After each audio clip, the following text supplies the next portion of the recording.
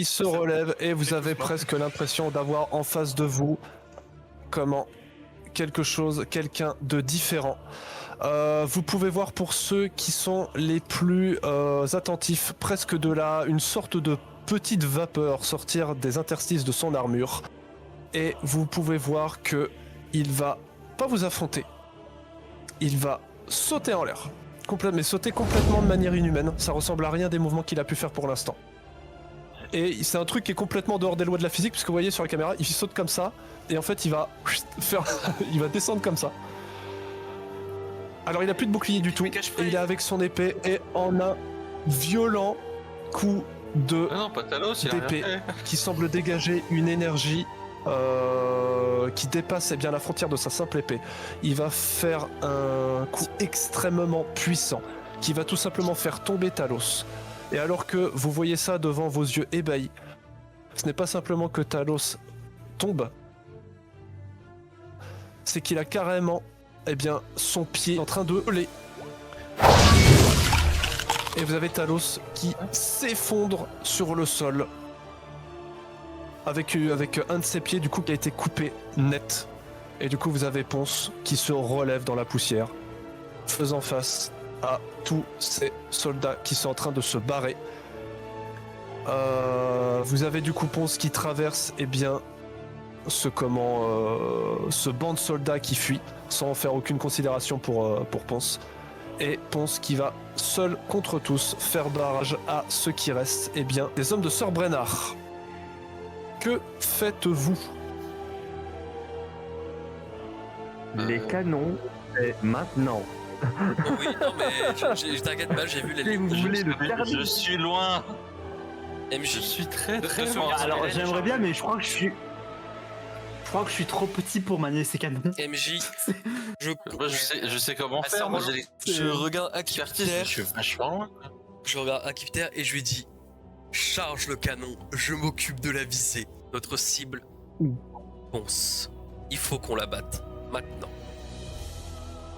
Dès qu'il a chargé le canon, je m'attelle à viser et à tirer. Je pense qu'au vu des proportions, si le canon de notre ami semble un trombone pour moi, je pourrais pas manier ce canon ni tirer avec. J'ai tenté de faire en sorte que Talos ne sombre pas dans la mort et qu'il arrive à tenir bon en lui lançant une épée, un encens de motivation. Parce qu'il me semble qu'il est quand même bien marché. Ok. Alors, Talos, du coup, il te regarde. Il est en train de se serrer le pied, qui est en train de pisser le sang. Et limite, il est en train de pleurer, en fait, et il te regarde et il te dit Talos, tomber. Bobo. Et tu vas voir qu'il va tomber dans la conscience. Ah Roland. Il a une jambe. Du coup, Roland en termes d'action stylée, parce qu'il va continuer les actions stylées, il va essayer de pousser à lui seul ce canon pour le pointer dans la direction de Ponce et tirer. Et vu que je peux encore me déplacer assez rapidement avec le bonus de le vitesse, problème c'est que vous ne savez pas, à part Deron, comment utiliser vraiment les canons, et qu'à cette distance vous pensez que vous allez toucher les hommes de Brennard. Très bien, donc vous êtes tous en train de faire ça, malheureusement ça va vous prendre le temps de faire toutes ces actions là. Et alors que les hommes de Brennard arrivent pour crier victoire, vous avez Ponce qui va un petit peu à la mettre de barbe blanche dans One Piece, en fait va se mettre dans une position comme ça. Il y a une sorte d'énergie un peu étrange qui va entourer son épée, mais c'est pas une énergie magique ou quelque chose dans ce style-là, ça ressemble à des sortes de vibrations. Et il va faire un énorme slash comme ça qui va recevoir un immense balayage, qui va pas one-shot la totalité, faut pas déconner, mais qui va faire une violente attaque comme ça, qui dépasse en fait la portée de son épée. Ça veut dire que ça touche là, tout ça, ça fait ça, en gros. Ça fait un truc comme ça. Qui va, presque couper en deux une bonne partie des soldats qui étaient dans sa portée. Ce qui va complètement étonner, faire un énorme choc. Du coup, ceux qui arrivent à portée, ce qui va se passer, c'est qu'à la vitesse, une vitesse vraiment presque surhumaine, un petit peu à la manière de ce que Arthur Sanglevent a pu vous montrer face aux arbalétriers. Vraiment, il se déplace, mais comme ça, coup d'épée, comme ça, deuxième coup d'épée, et ça va extrêmement vite. Et du coup, on arrive à se débarrasser en fait des deux hommes qui étaient passés. Hop, pardon, comme ça. Et là, vous êtes en train de vous dire que ça risque d'être un petit peu dur pour les soldats. Le tir. Bah, Tire sur ça. on va laisser ceux qui doivent tirer. Hein. Je tirer, ok, alors ça va pas être facile. Ok, vous êtes des Kiter, Yeri, vous êtes à 3 dessus, donc si vous faites un 8 ou plus, vous touchez Ponce assurément. Un de vous trois le lance comme vous voulez. J'ai encore mon Je vais- bonus normalement. Je vais me foutre en l'air. Oh là là. Du coup, vous tirez un coup de canon qui ne va pas toucher Ponce directement. Vous avez fait de votre mieux pour la viser, c'est déjà pas mal dans le temps record dans lequel vous avez agi. Et ce que ça va faire, c'est que ça va propulser Ponce en avant, ça va le toucher un peu. Pas autant que vous aurez voulu, mais ça va le toucher. Il va se prendre la résultante de la déflagration, ce qui est déjà énorme. Et ça va le propulser au milieu en fait des hommes. Il va essayer de se relever comme il peut, mais très vite les hommes en fait vont commencer à le planter. Un coup d'épée ici, un coup de lance par là, un coup d'hallebarde sur l'épaule. Ce qui va se passer, c'est que Ponce va essayer de se relever, mais il va se faire enchaîner un coup d'épée, un coup de poignard, un coup de hallebarde. Il va faire ce qu'il peut. Il va faire un petit peu la même chose qu'il a fait tout à l'heure. Il va refaire un hurlement qui va vous donner l'impression de quelque chose comme le tonnerre, qui va faire repousser les soldats qui vont être au contact. Et alors qu'il est complètement en sang, il va, à la manière de Madara contre l'Alliance Shinobi, encore foncer en fait d'un soldat à l'autre et faire des attaques ultra rapides que les soldats vont réussir à le contrer, mais c'est plus le contre de la panique, ça va casser leur garde, ça va éjecter leur bouclier, etc. Et d'autres vont tout simplement se prendre un coup si violent que ça fait voler leurs bras et parfois même leur tête. Vous avez cette attaque redoutable qui s'arrête net lorsqu'il rencontre le bouclier de Gauthier. Et d'ailleurs, petite précision, je m'excuse, j'avais dit Gantier dans les épisodes précédents parce que je suis matrixé par le scénario du Bossex, mais c'est Gauthier. Du coup, ça arrête un petit peu la furie meurtrière dans laquelle Ponce était prise, et c'est à vous si vous le souhaitez. Moi, je vais sauter par-dessus le mur et je commence à courir vers lui. En arrivant, je vais courir, je vais dire, il faut qu'on l'arrête. Et au dernier moment, je vais traverser un buisson. Non. Je vais traverser le buisson et au moment où je vais reconnaître le haut et la cape de Ponce, je vais dégainer mon arbalète et tirer dans l'intérieur du genou avec un tir incapacitant. Moi, ce que je vais faire, c'est que je vais sauter sur le truc pour être en hauteur et voir Ponce de manière assez visible. Et je vais tenter tir de précision sur Ponce. Hop, ce qui me prend les 4 PE. Hop. Donc 5. Plus 5 au critique. Plus 5 au critique, donc c'est-à-dire que 15 ou... 15 ou plus, c'est un critique. Ouais, 5 critiques.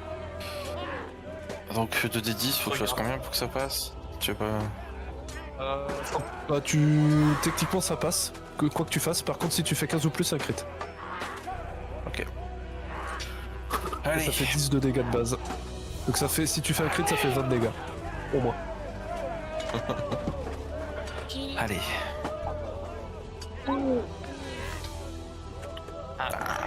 Oui, mais moi je fais mes dés. Ça fait 10 dégâts du coup. Ça fait 10 dégâts net. Alors attends, ça va se résoudre en même temps. Akipiter, tu fais quoi? La situation va partir dans cacahuète, ça pue, total. Moi je vais descendre, mais il y a le... Est-ce que quelqu'un s'occupe de Talos ou pas? Je sais plus. Talos il est dans les vapes, et alors très rapidement ce qu'a pu faire Garaoud, non. Ok. Bah moi je vais essayer de courir, mais pour faire en sorte que les villageois et que les soldats se barrent. Parce que les soldats ne tiendront pas face à lui. Donc moi si je peux aider... Je te laisse Parce que là le combat, je pourrais pas aider, je vais pas mentir. Je pense pas que je puisse aider comme comme je peux. Donc si je peux moi à la place aider des villageois à se mettre en sécurité ou quoi que ce soit, ou même les membres de la milice ou quoi, je vais le faire. Et là, tant pis pour le Ça combat en marche. question, mais là maintenant pour moi, là, vu les dégâts, vous êtes plus des soldats que moi je vais aider les villageois. Donc moi je cours. Et je descends petit à petit. Très bien. Passe, du coup, c'est que Roland et Garaud essayent de charger un canon, mais c'est la galère. Diri, tu te rapproches dans le dos de Ponce qui déploie des capacités que tu n'avais jamais vues, complètement inhumains, qui fait des mouvements complètement inédits que tu n'as jamais vus et que tu te demandes comment c'est physiquement possible. Et ce qui est étrange, c'est que ça ne ressemble pas à cette magie dont tu as entendu parler, mais que techniquement tu n'as jamais vu. Et avant que tu arrives à distance, tu entends un coup de feu qui n'est pas un coup de canon, qui est le bruit caractéristique de l'arme de Deron que tu as appris à reconnaître et qui transperce complètement l'armure de Ponce alors qu'il était en prise avec Gauthier qui a réussi par une prouesse physique à l'arrêter net dans ses mouvements éclairs. Et il y a Sir Brennard qui était au contact, qui en profite pour enfoncer sa hallebarde dans le flanc de Ponce. Et Yeri, tu arrives derrière et tu fais quoi? Donc c'est incapacitant. L'articulation? Oui. Très bien. Oh là là, oh là là là. Ouh là là là là. Oh là là. À ça après je tirais dans les. À ça après, dommage. je tirais dans les roustons. On va terminer. Et on va terminer. Et là, ça... Et là, du coup, les pistes de motivation... Hein. J'avoue, ouais, tu peux l'avoir. Du coup, tu lui fais... Elle fait combien ton arbalète? Elle fait 8, je crois. 8 ou 6, je sais plus. Là j'ai. Attends, oui, non, c'est. Ouais, non, ça c'est. Hop. Arbalète, elle fait. 4, 8 de perce armure, ouais. Ok, putain, vache. Donc tu lui infliges, tu lui infliges 8 plus 5 vu que t'as le bonus de commande de Garaud. 8 plus 5. Ça fait 13. 13. 13. On termine par un coup de Tu lui canon. infliges 13. Tu tires un violent carreau d'arbalète dans, dans son articulation. Il s'effondre alors qu'il a, la hallebarde de Sir Brennard dans le flanc. Et malgré toutes ses capacités surhumaines, malgré tout ce qu'il peut déployer et qu'il pourrait encore déployer s'il n'avait pas été bridé, vous pensez, par Sir Lionel, ne font pas le poids face d'une part à tout vous lui avez infligé et aux soldats qui s'avancent et qui le transpercent les uns après les autres comme des braconniers le feraient pour un tigre empêtré dans un piège. Il se prend un coup, 2 coups, 3 coups, 4 coups, 5 coups, 6 coups. Tous les soldats qui sont présents et qui le peuvent physiquement le font. Et vous avez Ponce qui continue d'être en contact avec Gauthier, mais qui malheureusement la vie sort de son corps, met un genou à terre, et tout le monde se retire, comme si finalement il était capable de faire quelque chose de plus. Comme s'il allait pouvoir réagir ou contre-attaquer ou faire quoi que ce soit. En position de garde, il est à genoux, rempli de sang, rempli d'entailles, rempli de son armure est complètement transpercée par tous les coups qu'il a pu recevoir, notamment par les coups de feu de Deron. Et les seuls mots qu'il va prononcer, Dieu merci, j'ai tenu mon serment. Et il va s'effondrer, sans vie, Merde, j'avais sur le sol. un petit. Ok, alors ce qui se passe, c'est que toute cette histoire n'est pas encore terminée. La bataille est gagnée. Vous avez vaincu l'armée royale.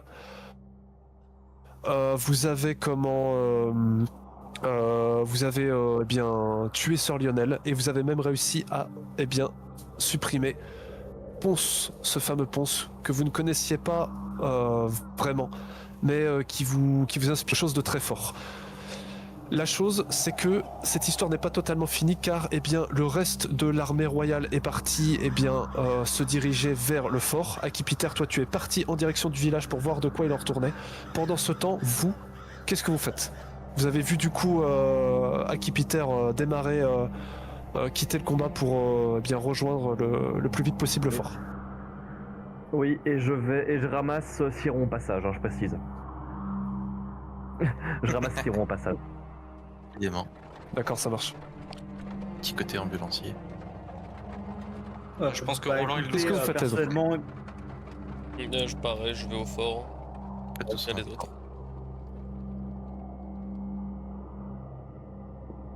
Enfin, j'aimerais juste. personnellement, Garaoud, bon bah je suis désolé pour les villageois, mais bon. J'aimerais juste pas me recueillir, mais me mettre au niveau de pont. Faire comme un dernier au revoir.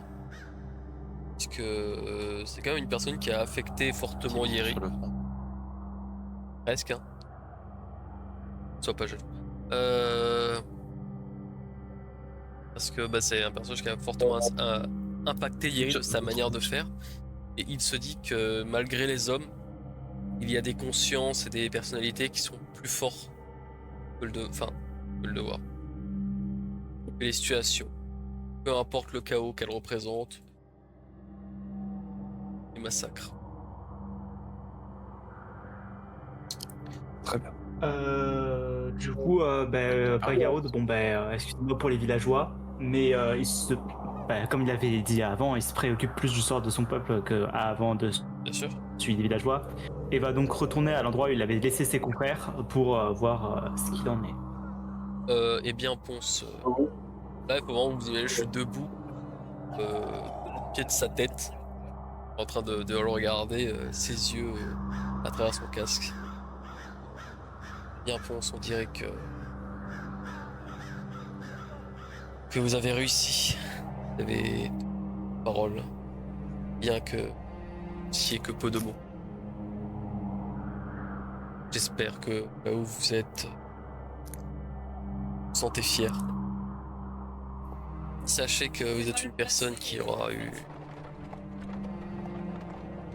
un impact sur ma façon de penser. Bien que nous ne sommes que brièvement parlé et combattu. Vous restez un homme d'honneur et je respecte cela. Vous resterez dans ma mémoire comme Ponce, soldat inébranlable. Le héros qui n'a pas eu le choix. Et je m'en vais.